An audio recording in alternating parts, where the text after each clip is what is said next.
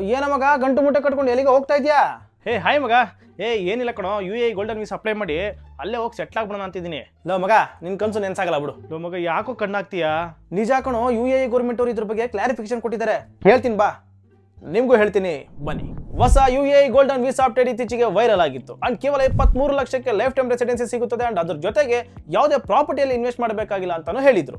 Information ಬಂದಿದ್ದು Rayat group ಅನ್ನೋ ಒಂದು ವೀಸಾ ಕನ್ಸಲ್ಟೆನ್ಸಿಯಿಂದ. ಅವರು ಭಾರತ ಮತ್ತು ಬಾಂಗ್ಲಾದೇಶ ಒಂದು special golden visa pilot programme ನಲ್ಲಿ ಇದೆ ಅಂತ ಅಂದಿದ್ರು. ಅಂಡ್ ನ್ಯಾಚುರಲಿ ಈ ನ್ಯೂಸ್ ನ ಮೀಡಿಯಾ ಹೌಸ್ಗಳು ಪಿಕ್ ಮಾಡಿದ್ರು. ಹಾಗೆ ಸೋಷಿಯಲ್ ಮೀಡಿಯಾದಲ್ಲೂ ಕೂಡ ಇದು ತುಂಬಾ ವೈರಲ್ ಕೂಡ ಆಯಿತು. ಆದ್ರೆ UAE ಸರ್ಕಾರ ಇದ್ರ ಮೇಲೆ ಒಂದು ಕ್ಲಾರಿಫಿಕೇಶನ್ ಕೊಟ್ಟರು.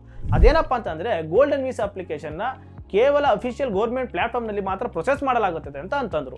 ಸೊ ಈ ವೈರಲ್ ರೂಮರು ನಿಜ ಅಲ್ಲ ಅಂತ ಒಂದು ಕ್ಲಾರಿಫಿಕೇಶನ್ ಕೊಟ್ಟರು. ಸೊ ಇದಾದ ಮೇಲೆ ರಾಯತ್ ಗ್ರೂಪ್ ಅವರು ಅಪಾಲಜಿ ಕೇಳಿದ್ರು. ಅಂಡ್ ಈ ಕನ್ಫ್ಯೂಷನ್ಸ್ಗೆಲ್ಲ ನಾವೇ ರೆಸ್ಪಾನ್ಸಿಬಿಲಿಟಿ ಅಂತಾನು ಹೇಳಿದ್ರು.